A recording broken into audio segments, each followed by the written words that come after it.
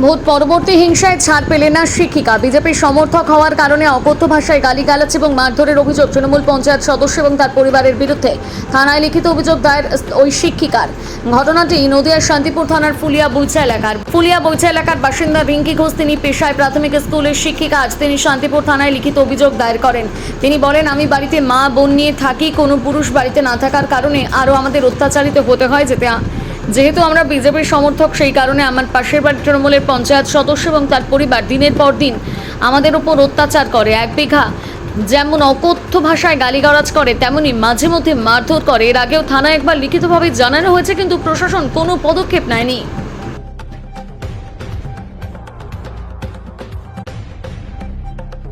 সঙ্গে হয়ে থাকে, আপনারা এই পাড়ায় পাশের বাড়ির লোক তো জানবে। আপনারা পাড়ায় গিয়ে শুনুন যে আমাদের নামে আমি যে এতদিন আছি, আমার সঙ্গে আমাদের সবার সঙ্গে মিল আছে, কোনো ঝগড়া নেই। যে ঘটনা উনি বলছেন, হ্যাঁ, সব মিথ্যে, সব মিথ্যে। মানে উনি বলছেন যে আপনারা গালিগালাজ করেন অকথ্য ভাষায় এবং মারধর পর্যন্ত দেখে মনে হচ্ছে আমি অসুস্থ লোক। আমাকে দেখে মনে হচ্ছে যে আমি গালিগালাজ করতে পারি। নার্ভের প্রবলেম আমার। আপনি তো এলাকার পঞ্চায়েত সদস্য, হ্যাঁ। কোন দলে? জ্যোৎস্না ঘোষ। আচ্ছা, এটা কোন দলের সদস্য? টিএমসি। কত বছর ধরে? 30 বছর। 30 বছর। এই বিষয়টা কি আপনি আপনার দলকে জানাবেন যে এরকম যদি আপনাকে অভিযোগ করা হচ্ছে এই বিষয়ে? সেটা ভেবে দেখবো, আমরা এটা ভেবে দেখবো। এটা ঠিক আছে। আমরা কারোর সঙ্গে গন্ডগোল করি না। আমি যে একটা কথাই বলছি, আমরা যদি গন্ডগোলই করবো, আমাকে কেন দেবে ভোট? বলেন, কেন দেবে লোকে? একদমই তাই। ঠিক আছে। আমি আগে ভালো ছিলাম, আমি এখন নার্ভের প্রবলেম হয়ে আমার অসুস্থ হয়ে গেছে। আমাকে দেখে তো বুঝতে পারছেন আমি অসুস্থ। কি নাম? জ্যোৎস্না ঘোষ। ওনার স্বামীর নাম অমর ঘোষ। হ্যাঁ, আমাদের সাথে দীর্ঘদিন ধরে প্রচন্ড অশান্তি করছে। কি কারণে? ওরা শাসক দলের এতদিন ছিল, ঠিক আছে। আপনারা কি কোনো দল করেন?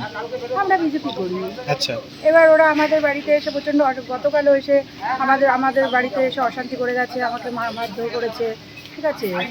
আমার উপরে অ্যাটাক করেছে, আবার মাকে উল্টোপাল্টা কথা বলে। বাড়িতে কে কে থাকে? বাড়িতে আমি, আমার মা, আমার বোন। আচ্ছা, তিনজনে? হ্যাঁ। আপনি কি করেন?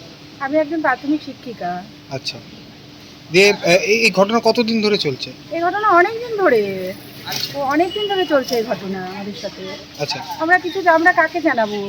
কিছু জানাতে গেলে ওরা বলে তোরা দিবি 2 টাকা, আমরা দেবো 10 টাকা, এরকম টাকার হুমকি দেখায় বিভিন্ন। আমরা কি করব? এই জন্যই আমরা আজকে এই থানার দ্বারস্থ হয়েছি। কি চাইছেন এখন? এখন আমরা বিচার চাইছি। আপনাদের তিনজনকে মারধর করেছে? হ্যাঁ, আমার মাকে আমার মা 62 বছরের বৃদ্ধা, মাকেও তো ছাড়েনি, মাকেও উল্টোপাল্টা কথা বলেছে। কোথায় বাড়ি আপনার? আমার বাড়ি বুইচা, পাবনা পাড়া। আপনার বাড়িতে যেহেতু কোনো পুরুষ নেই, সেই কারণেই কি এরকম? হ্যাঁ, সেটার জন্য আরো অ্যাটাক করে ওরা। আচ্ছা। আর মূল অ্যাটাক কি এই যে রাজনীতি এতদিন শাসক দলে ছিল, হয়তো এটাই হতে পারে।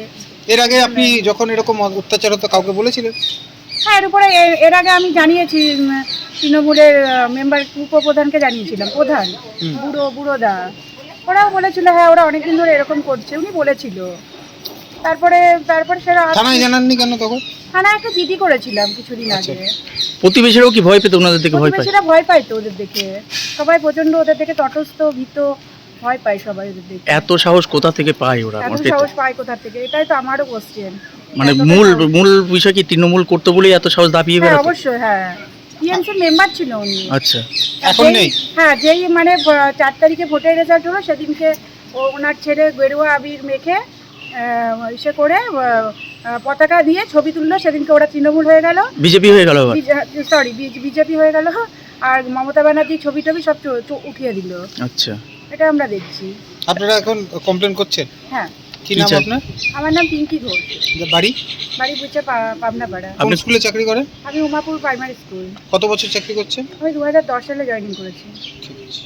আজকে পুলিয়া পুলিশ ফাঁড়িতে আপনি দেখুন, এই পিঙ্কি ঘোষ, ওনার বাড়ি বুইচা বসাকপাড়া, পাবনাপাড়া। তো ওখানে দীর্ঘদিন ধরে উনি অত্যাচারিতা হচ্ছেন এবং উনি একজন শিক্ষিকা এবং আমার কলিগ বলতে পারেন। উনি দীর্ঘদিন ধরে আমাকে বলছেন যে চঞ্চলবাবু, এই পরিস্থিতি, একটু আমার পাশে থাকুন। ওখানকার তৃণমূলের যিনি মেম্বার আছেন, জ্যোৎস্না ঘোষ, দীর্ঘদিন ধরে তৃণমূলের মেম্বার, তার ছেলে অলোক ঘোষ এবং তার স্বামী অমর ঘোষ এবং অলোক ঘোষের স্ত্রী ওনাকে প্রতিনিয়ত ওনার ওপর টর্চার করছে, মানসিক টর্চার করছে, শারীরিকভাবে অত্যাচার করছে। এগুলো ঠিক না। একজন শিক্ষিকার যদি এই দুরবস্থা হয়, তাহলে তো সেটা মেনে নেওয়া যায় না। আমি ইলেকশনের আগে ওনাকে বলেছিলাম যে ঠান্ডা থাকুন, আমরা ব্যবস্থা নেব।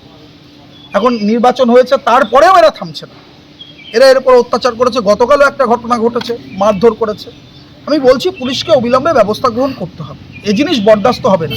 একজন ভারপ্রাপ্ত প্রধান শিক্ষিকা স্কুলে, তার উপর এই অত্যাচার, এটা দীর্ঘদিন ধরে অত্যাচার, এবং তৃণমূলের প্রভাবশালী নেতা, সেই প্রভাবশালী নেতারা তার প্রভাব খাটিয়ে তাদের উপর অত্যাচার করে যাচ্ছে। এই অত্যাচারের দিন শেষ। শান্তিপুর ফুলিয়াতে আর কেউ অত্যাচারিত হবে না, এই গ্যারান্টি আমরা তৈরি করব। তাই আজকে উনি আমাকে অনুরোধ করেছিলেন, আমি ছেড়ে দিন শান্তিপুর পঞ্চায়েত সমিতির সহকারী সভাপতি, আমি ব্যক্তিগতভাবে একজন শিক্ষক হিসাবে একজন শিক্ষিকার পাশে, আমার কলিগের পাশে দাঁড়াতে এসেছি, ওনাকে নিয়ে অভিযোগ দায়ের করতে এসেছি শান্তিপুর।